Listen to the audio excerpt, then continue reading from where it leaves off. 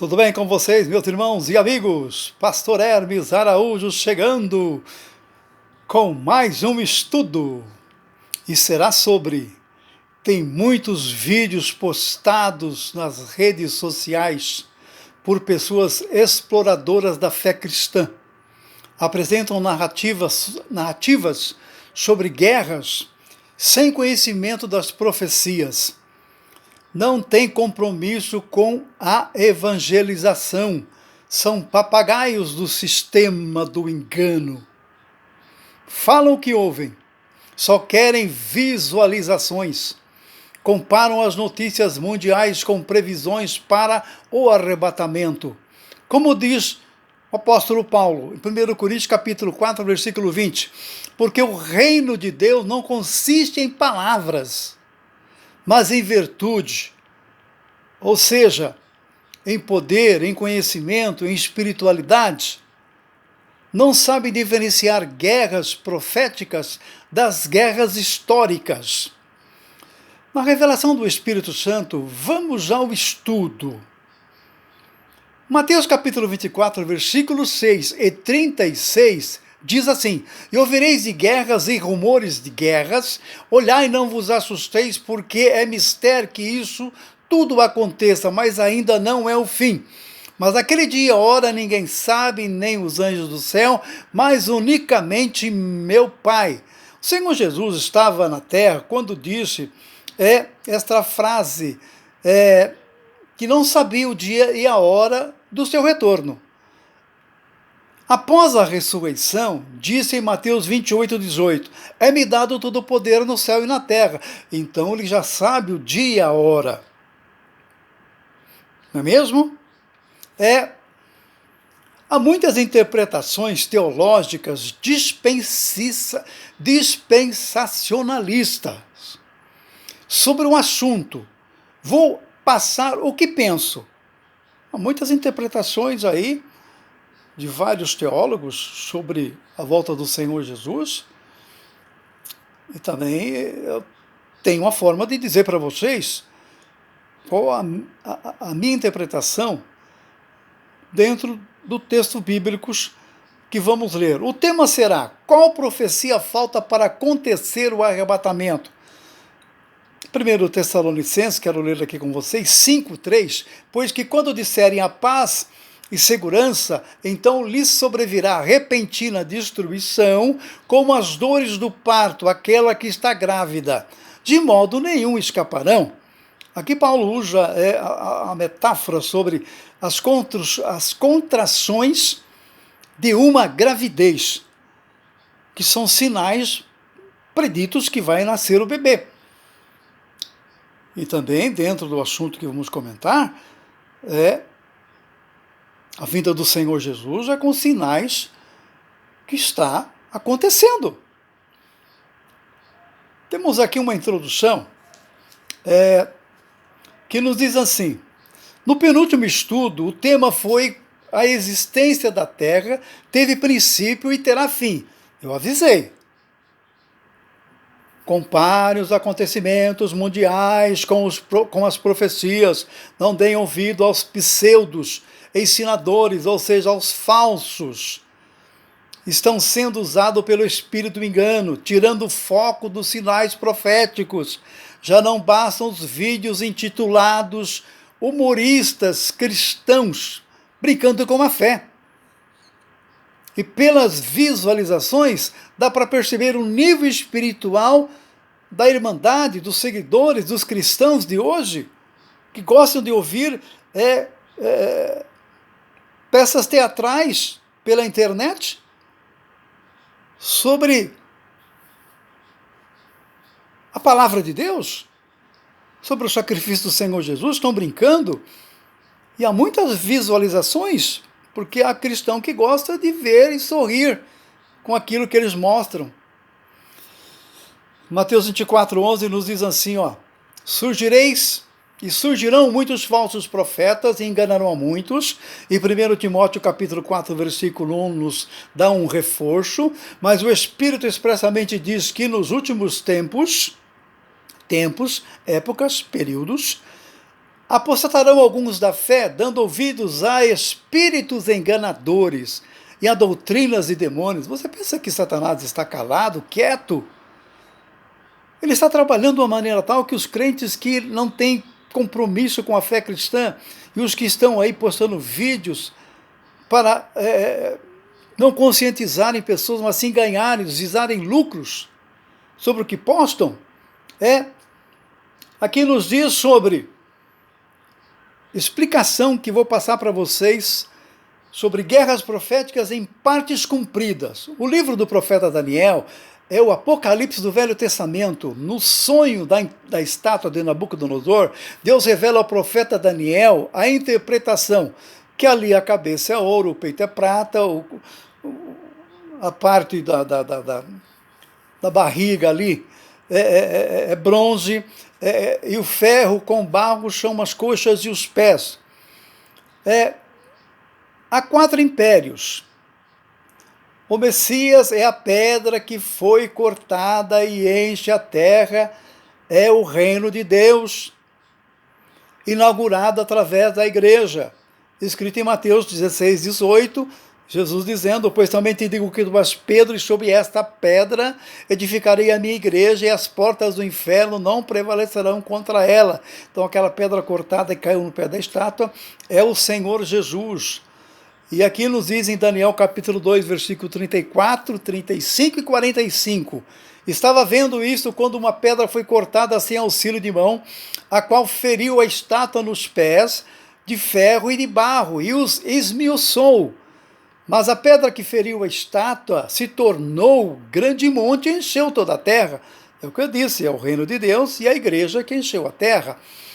O sistema geopolítico de hoje continuam sendo representados por ferro e barro. São nações fortes e frágeis, incapazes de formar uma coalizão duradoura, estão sempre em conflitos. Agora, presta atenção, vivemos em uma nação de paz, o Brasil, com liberdade de ir e vir e expressões religiosas, apesar das crises internas políticas, não é? Outras regiões do mundo, como Europa, Ásia, Oriente Médio, América do Norte, estão em constantes conflitos. Em constante conflito. Então se perceba, sobre a profecia, a interpretação de Daniel, do sonho de Nabucodonosor, só ficou ali o pé de barro com ferro, e a igreja se expandindo através da pedra que caiu neste pé. Agora, temos aqui 2 explicações de guerras proféticas não cumpridas, que está em Ezequiel capítulo 38 e capítulo 39. Estão escritas em 2 sequências. A primeira, Ezequiel 38, são nações aliadas que se levantarão contra Israel.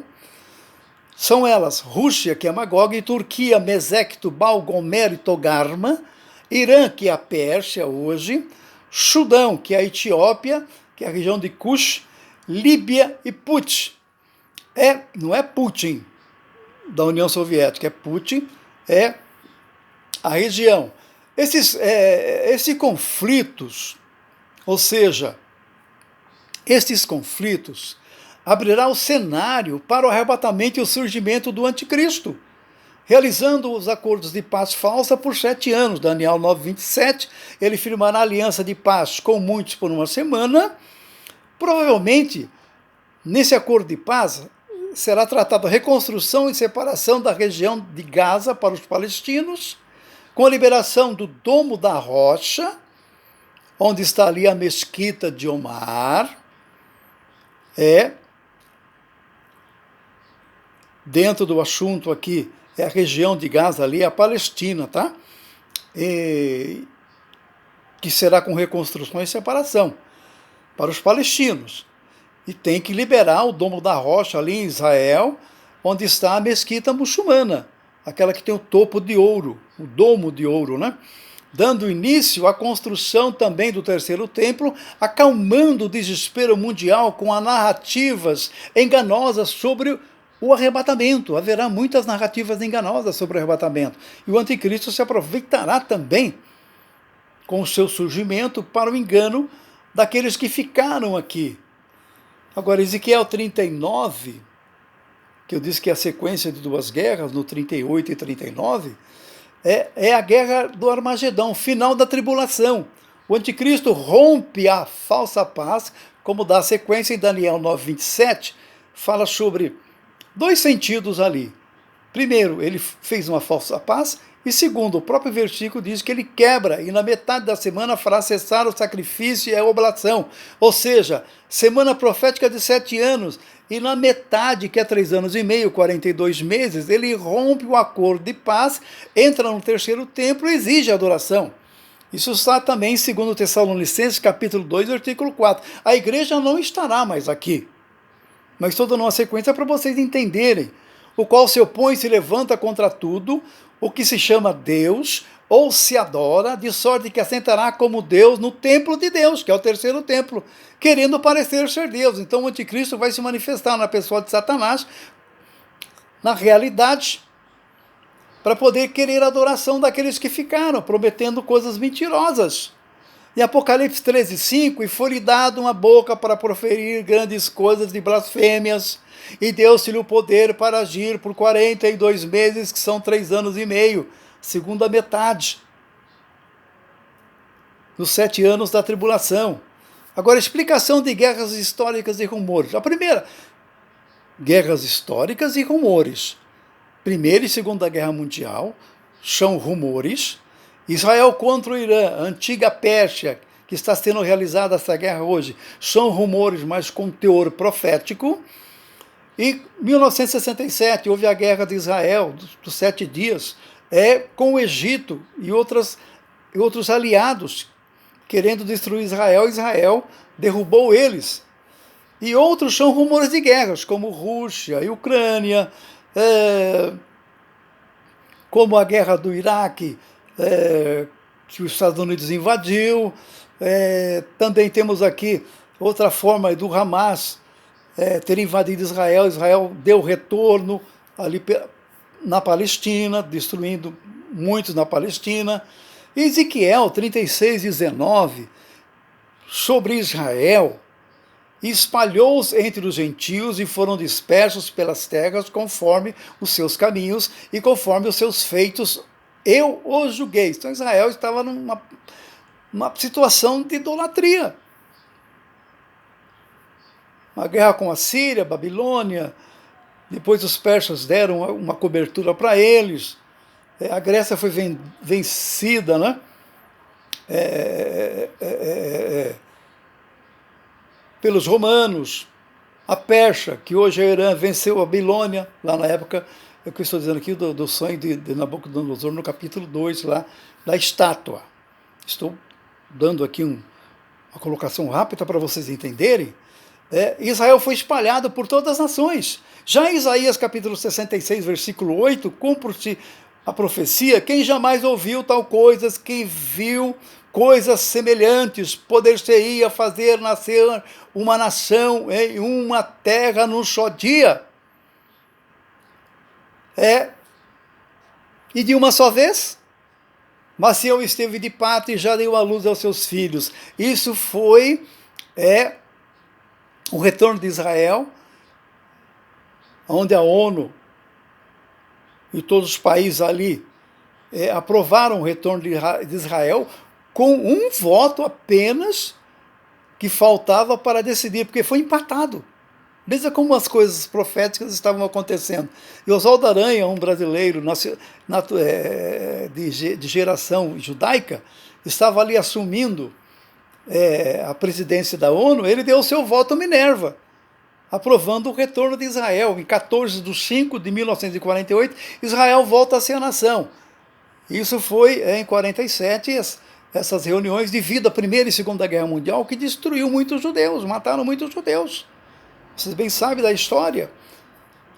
6 milhões de judeus mortos em campos de concentrações pelos nazistas alemães. Agora, nasceria uma nação num só dia. Cumpre-se a profecia, então, de Isaías 66:8, de 14 de maio de 1948. Então veja que eu já estou chegando ao final. Tem uma conclusão. Satanás está tirando a atenção de muitos cristãos para não entenderem os sinais mundiais sobre a geração de Israel. Desde 1948, já estão chegando aos 80 anos. Então Satanás está tirando o foco, a visão de muitos cristãos que não estão entendendo que desde 48 para cá já começou a contar a geração de Israel, que em 2028 agora vai chegar a 80 anos. O Salmo 90:10 confirma isso, dizendo assim: Davi, os dias da nossa vinda chegam aos 70 anos, e se alguns pela sua robustez chegam aos 80 anos, o orgulho deles é canseira e enfado, pois cedo se corta e vamos voando. Veja que Davi profetizou aqui sobre essa geração, da formação do Estado de Israel, ou da nação de Israel. Vou dar uma orientação para vocês. Se desejam saber sobre sinais proféticos, acompanhe os noticiários que acontecem sobre Israel, por fontes de confiança. Tem muitas fontes aí que não dá para acreditar. Tem que ter o espírito de discernimento e o estudo e conhecimento da palavra de Deus. Como está em Lucas capítulo 21, versículo 29 e 32, e disse-lhe uma parábola: olhai para a figueira. E figueira, quem é? Israel. E para todas as árvores, quem é todas as árvores? É as nações. Versículo 32, em verdade vos digo que não passará esta geração até que tudo aconteça. Então você perceba aqui que essa geração que foi aí, principiada com o Estado de Israel em 1948. Eles são tidos como figueira. Está dando para você entender, irmão? Já estou chegando aqui ao final, para não ser muito delongado aqui, porque requer muitos vídeos para poder esclarecer de uma forma completa, mas aqui é só uma pulverização do assunto sobre as profecias que faltam cumprir para o arrebatamento. Tá. Agora, faça um convite para você, meu irmão, meu amigo, que está afastado, desanimado, triste, você que ainda não entregou sua vida para o Senhor Jesus, faça isso. Os dias estão se aproximando. Não dá tempo de ficar esperando aí que as pregações que dizem vão melhorar de vida, a situação vai mudar, a condição vai melhorar. Não dê ouvido a essas pregações ilusórias, mas acompanhe as mensagens proféticas e notícias, olhando para a figueira, que é Israel. Volte enquanto há tempo. Quero fazer essa oração com vocês. Senhor Deus e Pai, em nome do Senhor Jesus, te louvo e te glorifico pela palavra, pelo ensino. Senhor, que meus irmãos e amigos entendam, Senhor, esta mensagem que o Espírito Santo nos deu sobre o conhecimento da teologia, Senhor. Que possa ser, Senhor Deus, espiritual também, como muitos outros fazem interpretação, Pai. Mas eu rogo a Ti que essa palavra, Senhor, converta, renove vidas espirituais e ministérios neste momento, Pai. Em nome do Senhor Jesus, te louvo e te agradeço. Amém? Deus abençoe e até o próximo estudo, assim Deus nos permitindo.